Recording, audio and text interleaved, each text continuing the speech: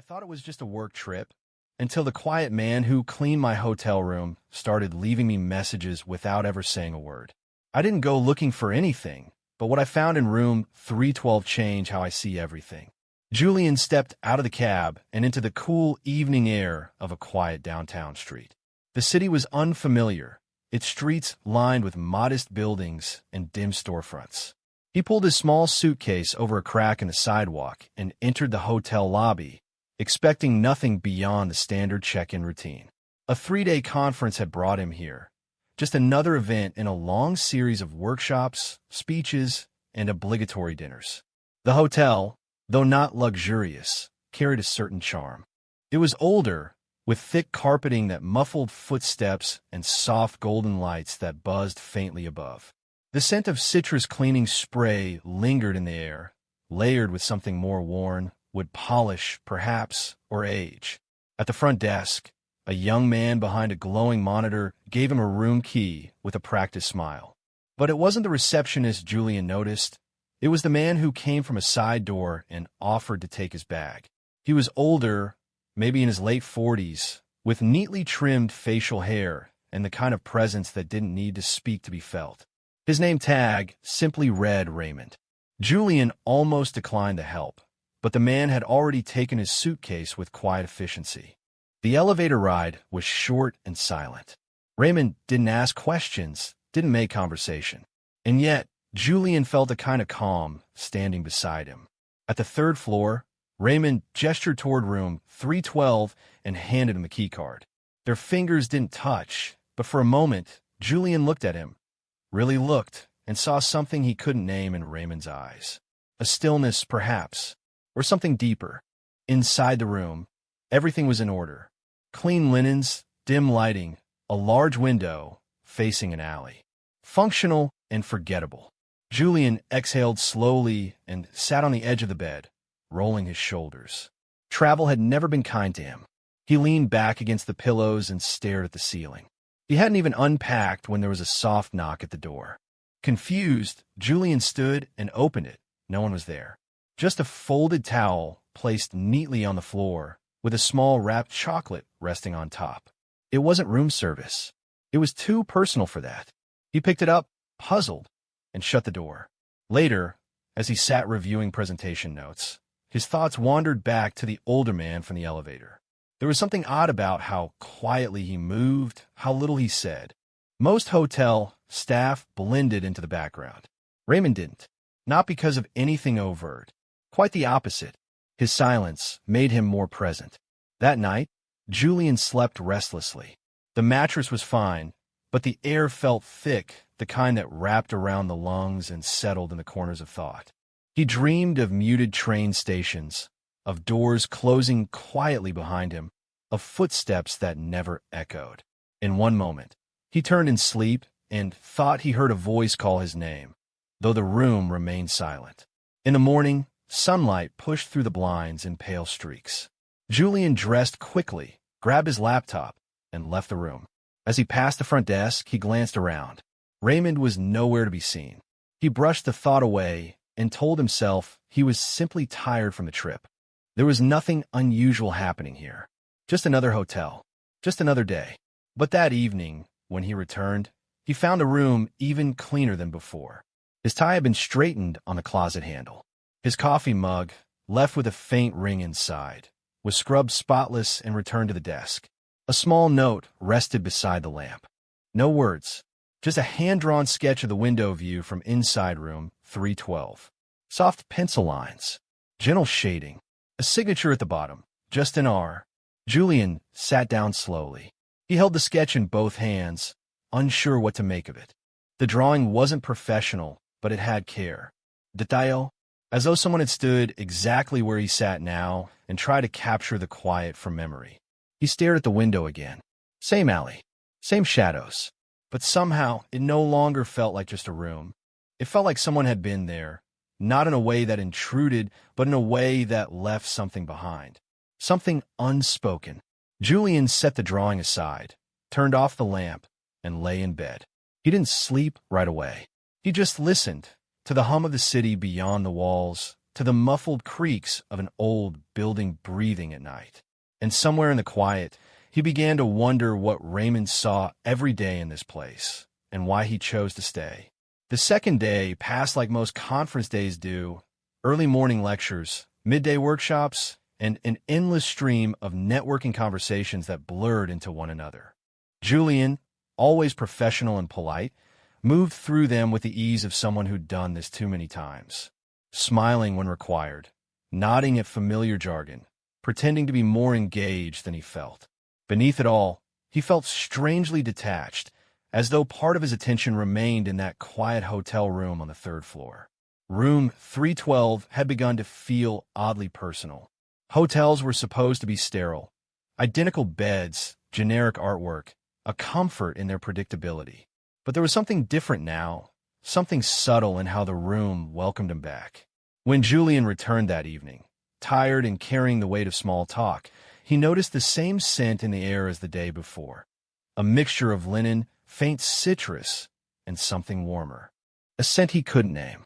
His clothes, which he had left scattered in the rush of the morning, were neatly folded on the chair. His shoes had been placed in a line near the closet. A glass of water had been set beside the bed, fresh and full. There was a simplicity to these acts, but also a precision. Someone had cared enough to do it all deliberately. Julian glanced at the desk. Another sketch rested where the first one had been. This time it was the edge of the hotel bed, the lamp, and the cup on the table, all drawn from the perspective of someone standing by the door. Again, it was signed with the same subtle R. No message, just presence. He ran a hand through his hair, dropped his laptop bag on the chair, and sat at the desk for a long moment. The sketch wasn't polished, but it was focused. It captured stillness. More than that, it captured how the room felt, not just how it looked. Raymond, he realized, must be the one behind it. There was no doubt now. The initials, the care, the silence. It all fit. But why? That was the question Julian couldn't shake. Later that night, Julian lay on the bed without turning on the TV, without music, without distraction. Just the soft hum of the air, conditioning, and the faint city noise from below. His mind turned not to the conference, but to small things. Raymond's quiet demeanor, the way he didn't force a smile, didn't linger too long, but always noticed. In the hallway earlier that day, Julian had passed Raymond briefly. No words were exchanged, just a nod. But the look in his eyes had been steady. Not expectant, not shy, simply calm, observant, like someone who watched more than he spoke. Julian didn't know what this was. It wasn't attraction, not in the way it usually showed itself. It wasn't obvious or overwhelming. It was slower, more layered.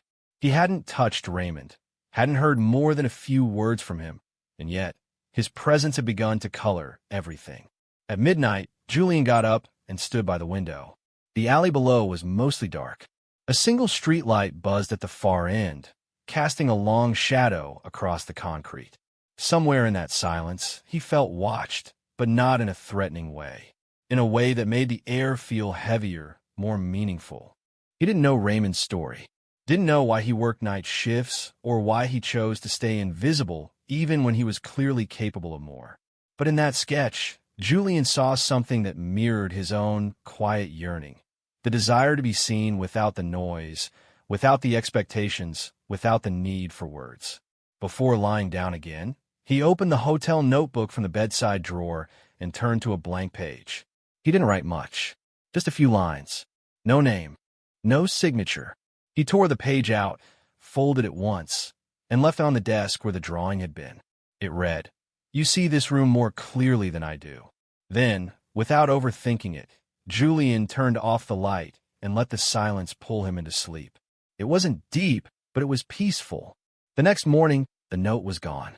The third day of the conference arrived with a kind of haze. Julian moved through his schedule, but something about him had shifted. His attention wandered during the keynote address. He skipped one of the networking lunches altogether, choosing instead to walk aimlessly through the city streets, letting the muted gray of the sky match the quiet hum inside his chest.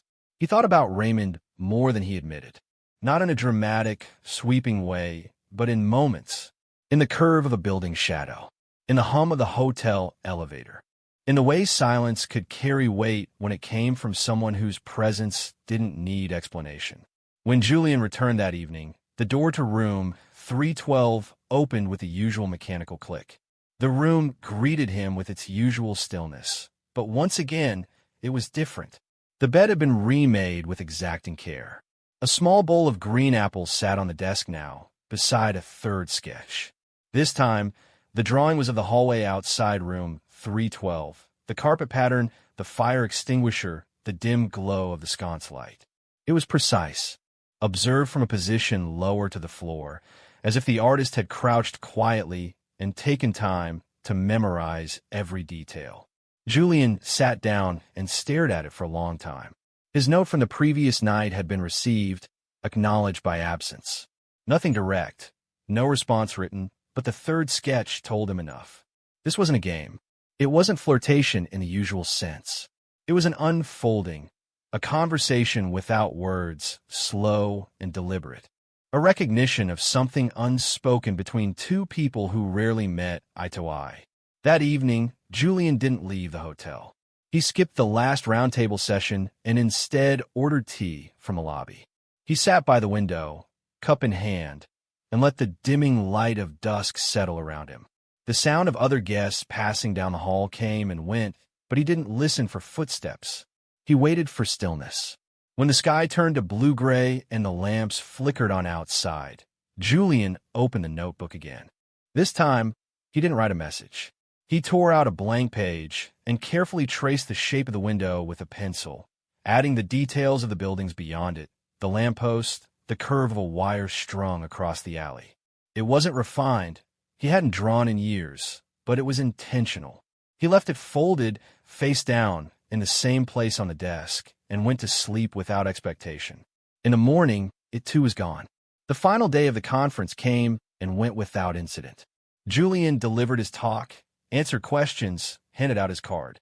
But his mind had already left the hotel ballroom long before his body did. He returned to room 312 knowing his time was short. His flight left the next morning. The room, for the first time, had nothing new. No drawing, no apples, no folded towel, or a faint trace of perfume in the air. And yet, it felt fuller than ever, like something had happened, even in the absence of anything obvious. Julian stood at the foot of the bed for a long time. Then, almost without thinking, he opened his suitcase and took out a small Polaroid camera, something he always carried when traveling, though he rarely used it. He snapped a photo of the window, the same frame he'd drawn, then one of the doorway, then the desk, with the hotel pen resting diagonally across the pad. He placed the best of the 3 photos in the middle of the desk and scribbled one final note on the back. "Thank you for seeing me without asking anything of me." That night, he slept deeply, the kind of sleep that follows when something unnamed has finally found a place to rest. When he left room 312 the next morning, he didn't look back. But as he stepped into the elevator, he felt it, the presence behind the desk again. Not looking directly, not interrupting. Just there. Raymond didn't say goodbye. He simply gave the smallest of nods, as if to acknowledge something finished. Or perhaps something just beginning. Julian returned the gesture, held it for half a second longer than necessary, then stepped into the morning sun with a weight lifted from somewhere quiet inside him. The days after Julian returned home fell into a quiet routine. His apartment was just as he left it, still, organized, almost sterile. He unpacked, resumed work, responded to emails. The photos from the conference sat in a folder he didn't open. His suitcase remained half-zipped for longer than it should have, as though he didn't want to fully return. Or maybe he hadn't quite left room 312 behind. He often found himself standing by his own window, looking out at nothing in particular, waiting for something he couldn't name. The city around him buzzed like usual, but everything felt dimmer, distant, as if part of him was still caught in that narrow space between acknowledgement and silence, where someone had once folded his clothes without asking and seen him without permission. He hadn't taken Raymond's sketch with him. It didn't feel right. It belonged to the room, to that time, untouched and undemanding. But the memory of it, of all 3 drawings, remained etched in him with more weight than he expected. They weren't just objects. They were moments. Pauses in time when two people, otherwise invisible to each other's worlds, had recognized something mutual in the quiet. Weeks passed. Julian worked late, slept early. He walked more than usual, sometimes past train stations or hotels without meaning to. He started carrying his Polaroid again, capturing windows, doorways, shapes of light. There was a new softness in the way he saw the world now, as if looking for signs of Raymond in the ordinary. It would have been easy to leave it there, to file it away as a quiet, beautiful almost, something that changed him but required nothing more. But some things settled deeper than expected. One evening, while reorganizing his shelves, Julian found a matchbook from the hotel. He must have pocketed it without thinking. It was plain, cream-colored, with the hotel's name embossed faintly in gold. On impulse, he called the front desk. He asked if a staff member named Raymond still worked there. The voice on the other end hesitated, then told him they weren't permitted to share personal details. He didn't push. Julian didn't book a room. He didn't send a letter. He just sat with that small refusal and wondered if Raymond would have even wanted to be found. But the urge didn't leave him.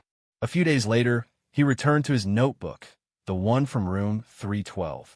There were only a few pages used, but he remembered each line. He flipped to a clean page and began writing, not a letter, not exactly. More like a reflection. He didn't plan to send it. He wrote to see what would come out. He wrote about that first morning, the silence, the sketches, the way stillness had felt like conversation. He wrote about how unusual it was to be noticed without performance, to be cared for without demand. He described how it changed the way he moved through the world afterward. More aware, more careful, less armored. And then he stopped. There was no need to explain it all. Some things didn't require closure. They just needed acknowledgement. He tore the page out, folded it, and tucked it into the back of the notebook. He didn't label it, didn't plan to read it again. Instead, he took his camera and walked to the quiet bookstore a few blocks away, not looking for anything in particular, just following the pull to stillness again. Inside, he found a table of used art books, some oversized, some pocket-sized, many with sketches scrawled in the margins. He picked one at random and flipped through its pages. In the middle, on a loose sheet tucked between two chapters, was a pencil drawing of a fire extinguisher in a hallway. The angle was familiar. Julian's breath caught. It wasn't signed. There was no R, no confirmation. But he knew. He bought the book without hesitation, walked home in a daze, and once inside, placed it gently on the shelf where his conference folder remained unopened. Raymond, it seemed, had understood something he hadn't said. Or maybe Julian had learned to recognize messages that didn't come in words. Months went by. Seasons shifted. The city outside Julian's window moved through the familiar cycles of gray into green, then into the burnished tones of late summer. His life continued on its surface as expected. Emails, deadlines, routines. But something beneath it all had changed shape quietly. Julian didn't chase what had happened in room 312. He didn't idealize it either. He let it live in the background of his days like a memory tucked into the lining of a coat, something that traveled with him, invisible but warm. There were moments when the world echoed with small reminders. The crisp line of a pressed pillowcase, the soft clatter of a room service tray, the faint scent of freshly sharpened pencil. These fragments carried him back, not to the events, but to the emotion that had accompanied them. That sense of being seen without being asked to explain. He began photographing differently, less for documentation, more for presence.